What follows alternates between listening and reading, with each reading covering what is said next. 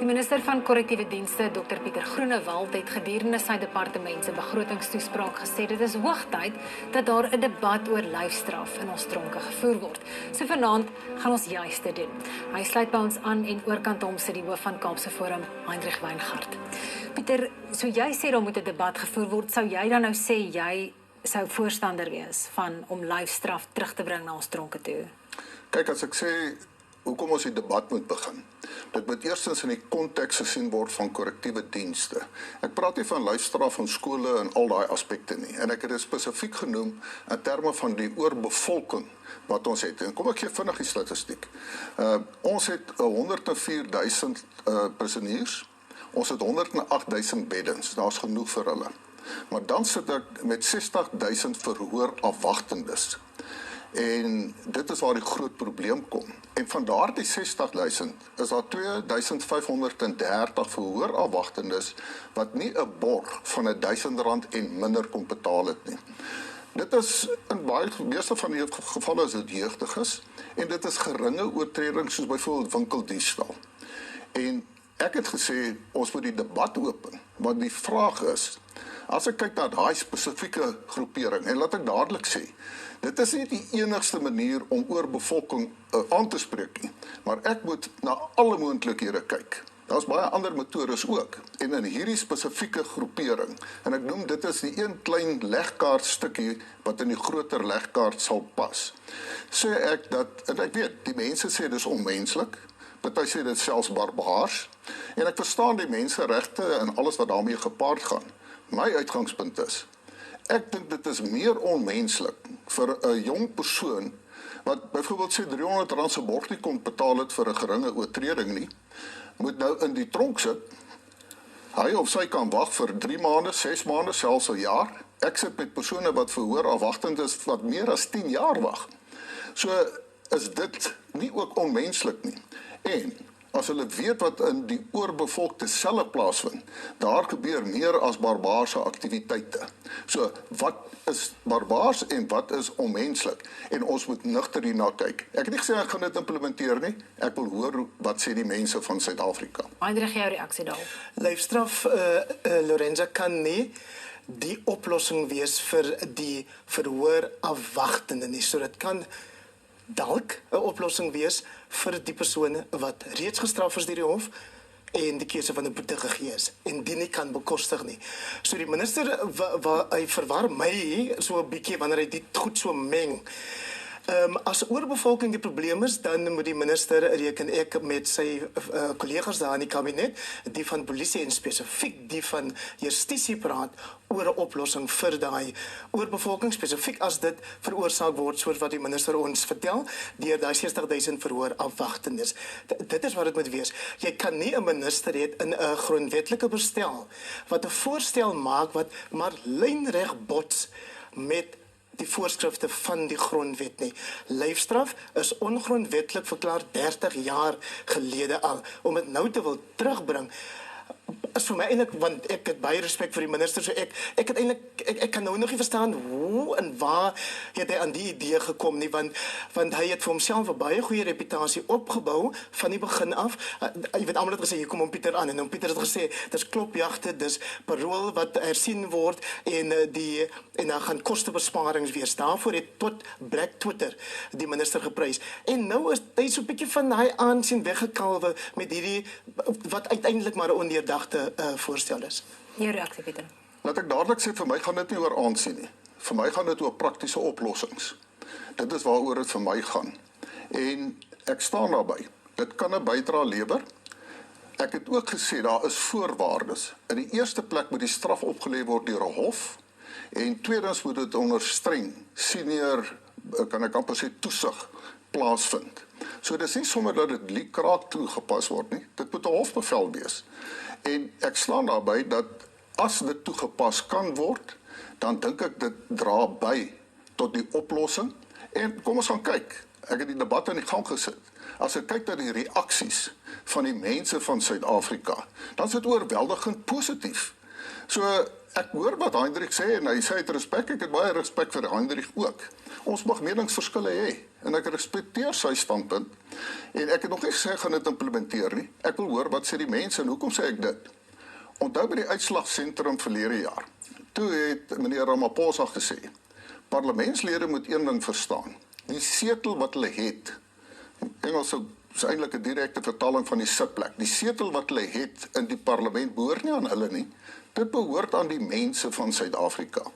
En die rede hoekom ek die debat begin het is, kom ons hoor wat sê die mense van Suid-Afrika. Heinrich, is jy verbaas oor ons dit is nou nie wetenskaplik nie, maar ek het ook al plasings gesien op sosiale media waar daar, jy weet, waar hierdie voorstel ondersteun is. Ek wil net herhaal, die minister praat van straf aan die een kant en aan die ander kant praat hy van x aantal verhoor afwagtendes wat die tronke oorvol laat. Die twee moet nie met mekaar verwar word nie. En wanneer 'n mens luister na die minister, klink dit asof hy nie lekker daai twee skei van mekaar nie. Die feit dat daar mense is wat dit ondersteun, soos wat daar ook mense is wat die doodstraf wil terugbring, is die versigtiging vir gevolge vir oortredings wat aangegaan word. Ons weet tot op die hoogste vlak, jy het oor die minister van polisie vroeër gepraat, word daar verkeerde goed aangevang en mense sien nie dat daar gevolge is daarvoor nie. Dit is waaroor dit gaan. Maar die grondwet is die hoogste gesag in ons land. Jy kan nie daar verby nie. So ek weet nie hoe die minister reken dat hy deur 'n debat daai grondwetlik verskanste afskaffing van 'n bepaalde straf kan terugbring. En die minister het baie groter probleme, soos wat hy in sy begrotingstoespraak vir ons uitgewys het. As jy sien hoeveel daar selfone, duisende selfone, 33,000 selfone, 122,000 items wat met alcohol en ander sê nou maar middels verband hou en dan 20,000 skerp voorwerpe. Dis die probleem in die tronke en daarmee saam die beheer wat tronkbendes uitoefen. So ek hoop nie die is 'n weerlig afleier van die minister omdat hy net so oorweldig is deur die werklike probleme in sy portefeulje nie. Maar lyfstraf vir mense wat geringe misdade gepleeg het, kom ons neem dit na die gemeenskappe toe. Sodat hulle eerder besluit oor wat se strawwe daai jong mense, as dit dan nou winkeldiefstal byvoorbeeld is, moet kry, want daai jong mense woon in daai gemeenskappe en daar stem ek met die minister saam, wanneer hy in die tronk kom, word hy blootgestel aan erger dinge, aan barbaarsheid. Maar daar is dan boendegeregtigheid nee, as jy dit in 'n ordentlike 'n goeie oorsig daaroor uitoefen nie. Want nou daar vind reeds boendehowe plaas en jy wil dit verhoed. So jy sê doodgewoon vir enige oortreding van hierdie kategorie kan die gemeenskap besluit en jy kan selfs daai sitting hou by die hof. Regter Nathan Erasmus het met die Jocelyn Smith saak vir ons gesê hoe belangrik dit is dat jy howe na gemeenskappe toe moet neem soos wat hy gedoen het met daai saak.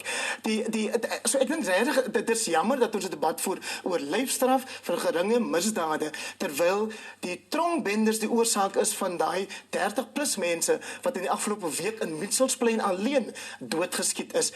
Daar lê die probleem. Nie by die kind wat iets in die winkel gesteel het en nou moet hy gestraf word nie.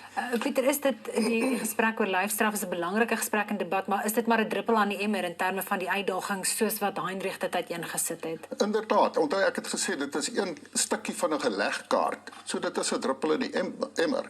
En dit wat Heinrich na verwys het ek al hoeveel keer aangespreek in die openbaar. Wat ek gesê het, ek kyk byvoorbeeld deur klopjagte. Ons kyk byvoorbeeld die selfone. Ons kyk byvoorbeeld in ander aspekte in terme van die amptenary wat deel is van die smokkelary. Maar hoe keer ons dit, Pieter? Dit voel soos 'n reuse krisis binne die AKD. Ja, daar is maniere wat ons dit kan aanspreek. Dit gaan oor tegnologie en die belangrike daarvan is dat as mense dan wel ontbloot word, dan moet hulle die gevolge dra. Ek het ook in my toespraak gesê, net in my 1 jaar wat ek daar was, is 115 amptenare is afgedank, wat betrokke was by smokkelary. En daarom tree ons op, so ons moet nie hierdie, jy noem dit 'n druppel in die emmer nou wil gaan verhef, asof dit die emmer gaan volmaak nie. Ek sê, ek dink aan alle moontlikhede, en laat ek dit ook sê. Dit is juist die oorbevolking, wat juist ter sprake is by die verhoor afwagtende. So ek hoor wat Heinrich sê, hy verstaan nie wat dit by mekaar bring nie, dit is hoe dit by mekaar inpas. Want onthou, jy kan tans, 'n hof kan iemand gemeenskapsdiens oplê. Iemand wat 'n dier mishandel het. Jy gaan nou vir 6 maande gaan jy nou elke Saterdag die hokke by die DBV gaan jy skoonmaak. Dis gemeenskapsdiens. Dit kan gebeur. Maar daarom sê ek, ons moet kyk na hierdie aspek, want dit gaan beslis 'n bydrae lewer. Wel, die agterstand van die howe is skrikwekkend. Daar's 60.000 by my in die tronke. Ons weet dis 'n groot probleem. En dan wil ek ook baie duidelik sê, die probleem van oorbevolking word al die afgelope 15 jaar bespreek en aangespreek en met ander ministers geskakel. Natuurlik, ek het al reeds geskakel met die minister van Justisie, maar daar kom nie behoorlike oplossings nie. Dit gaan hopelik binnekort kom. As ek sê binnekort, sê kom ons hopelik tussen die volgende 2 jaar. Kom ek vat byvoorbeeld buitelandse burgers wat in ons tronke is. 25.000. Ek wil van hulle ontslae raak. So daar's baie ander dinge wat ons doen. Hierdie was net 'n druppel in die emmer, maar daai druppel is ook belangrik want dit is deel van die water. Ons sal binnekort die gesprek voorsit. Pieter Heinrich, baie dankie. En dit was dan van ons program. Baie dankie vir die inskakel. Ons maak volgende maandag weer so. Goed gaan. Tot dan.